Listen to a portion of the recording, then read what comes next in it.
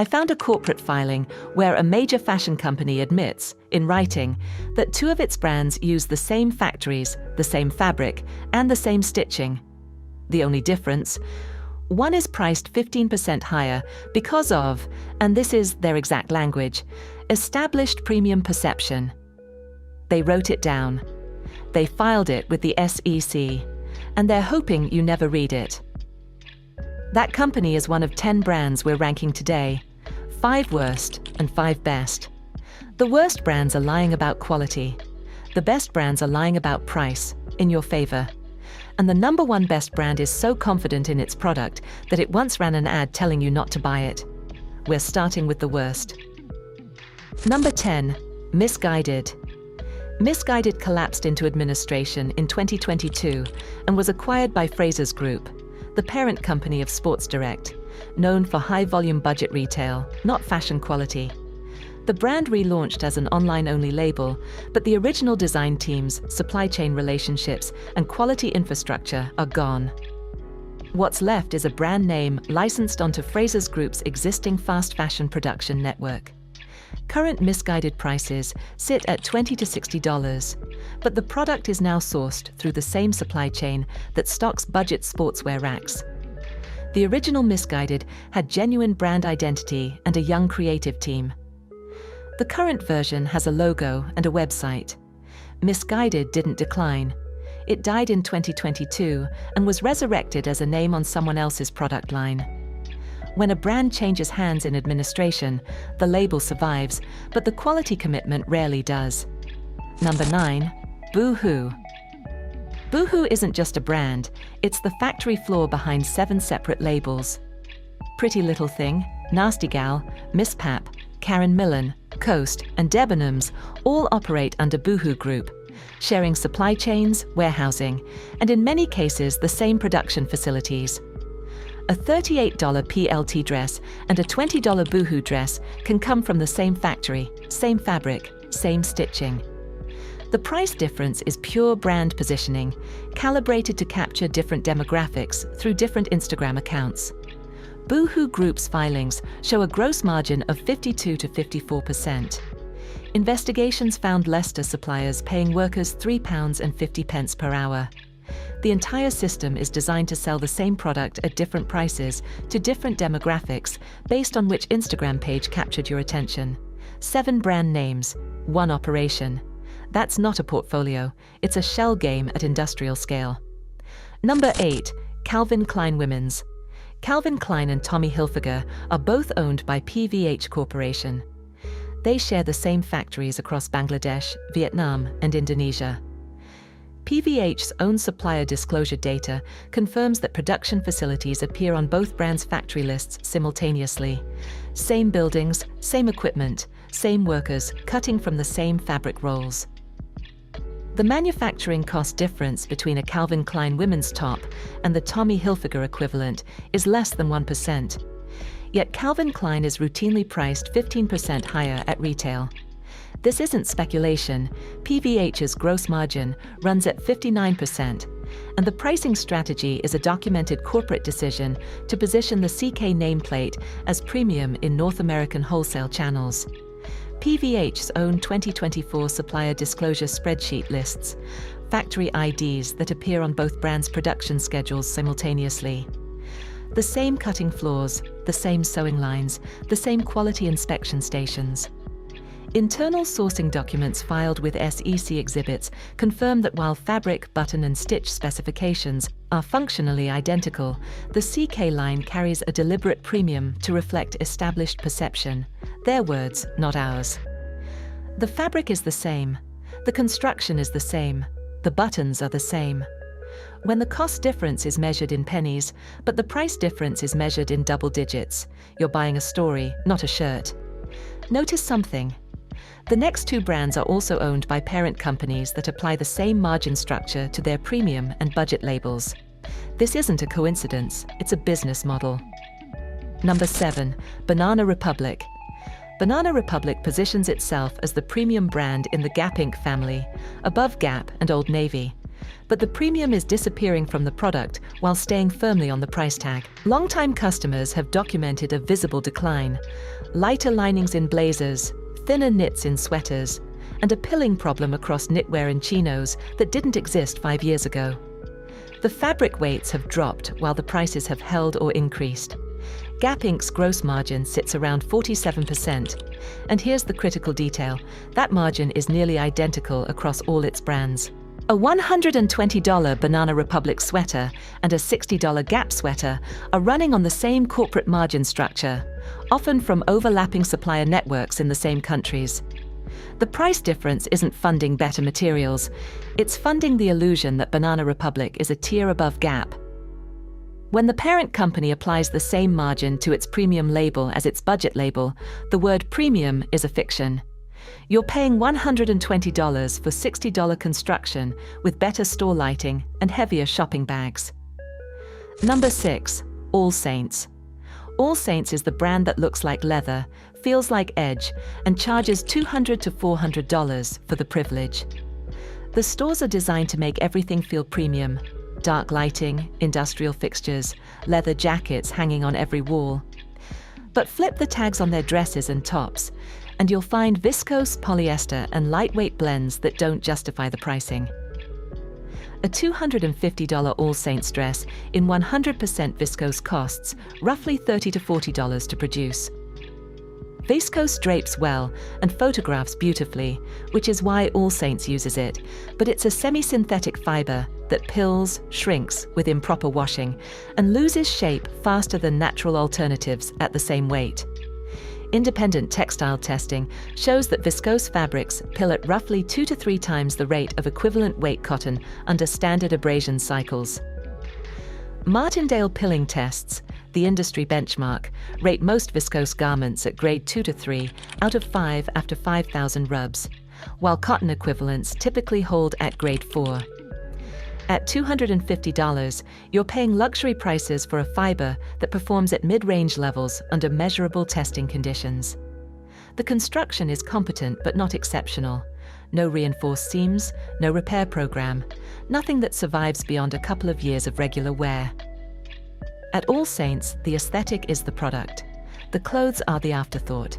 And that makes it the most surprising brand on the worst list, because it's the one that genuinely fools women who think they've moved past fast fashion. 5 brands that charge more than they deliver.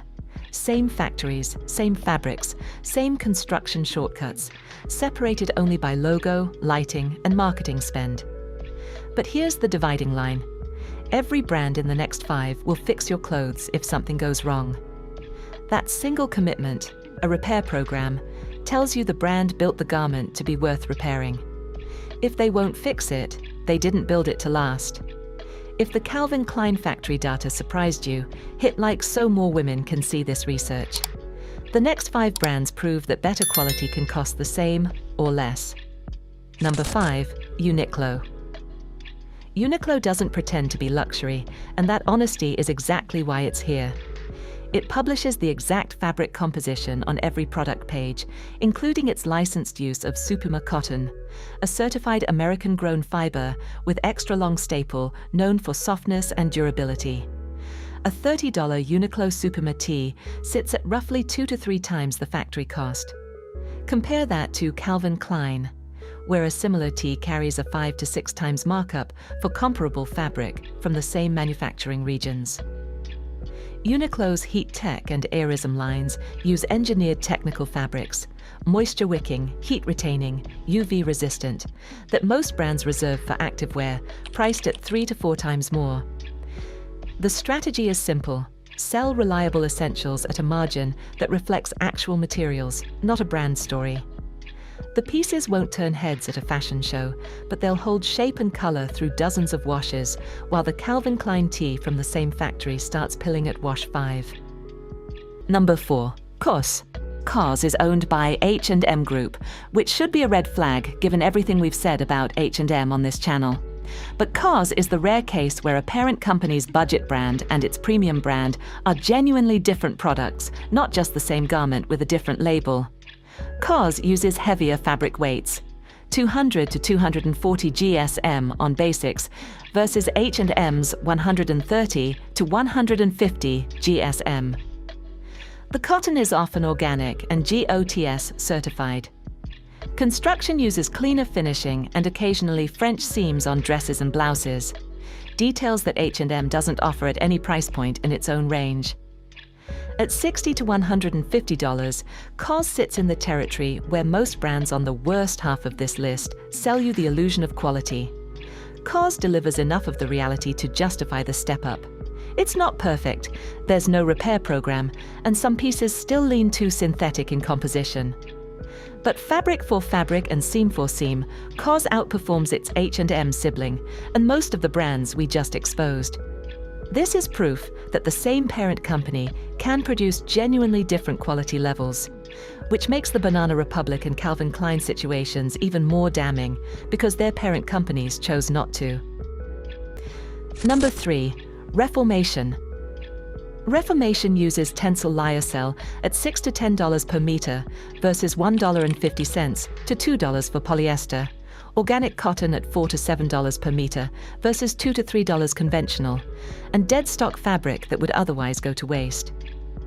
Their markup sits at 2.5 to 3 times landed cost, half the ratio of the worst brands on this list.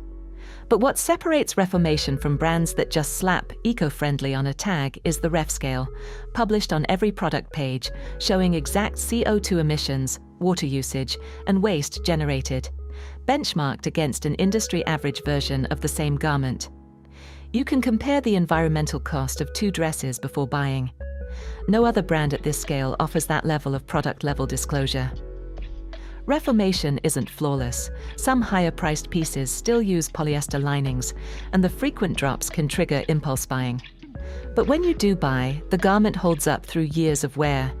That's the baseline the All Saints and Banana Republics of the world can't clear. Before the top 2, try this. Go to your wardrobe and sort your clothes into 2 piles. Pieces you've owned for over 2 years that still look good, and pieces that fell apart or lost shape within a year. Check the brands in each pile. I guarantee the worst pile is full of brands from the first half of this video, and the best pile contains at least 1 brand from the second half. Drop your results in the comments. Before the top 2, 1 brand you might expect on the best list that didn't make it: Everlane. They passed on transparency. Every product page publishes the full cost breakdown. They passed on materials, 180 plus GSM organic cotton, grade A cashmere. But they failed on aftercare. No repair program, no take-back system, and the brand has faced criticism for layoffs that contradicted their radical transparency positioning. Our dividing line is clear. If a brand won't fix it, it didn't build it to last. Everlane makes good products, but good products without aftercare commitment don't make this list. Number 2. Eileen Fisher. Eileen Fisher has taken back over 2 million garments through its Renew program, cleaning, repairing, or remaking them into new designs. And they run a dedicated repair service. If a seam opens or fabric pulls, you send it back and they fix it. When a brand staffs and funds a repair department, it's telling you the clothes were designed to be worth repairing. Over 75% of fabrics are preferred fibers: organic cotton, linen, Tencel, responsibly sourced wool. Silhouettes are deliberately minimal. Fewer seams, fewer stress points, fewer failure points. That's not aesthetics, that's engineering. Here's the total cost of ownership.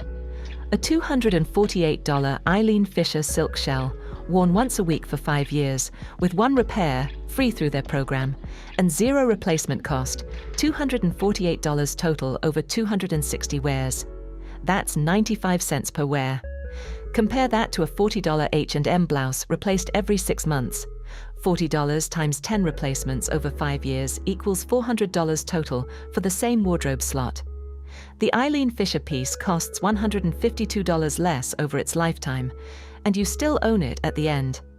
The expensive brand is $152 cheaper than the budget brand when you do the math over time. Number 1. Patagonia. Patagonia once ran a Black Friday ad that said, "Don't buy this jacket." On the biggest shopping day of the year, the brand told you to buy less. Since 2022, the entire company is owned by Holdfast Collective, a climate nonprofit. Every dollar of profit fights climate change. No other fashion company at any scale has done anything comparable. Over 80% of fabrics are environmentally preferred. Recycled polyester at 290 to 310 grams per square meter, double a typical fast fashion fleece.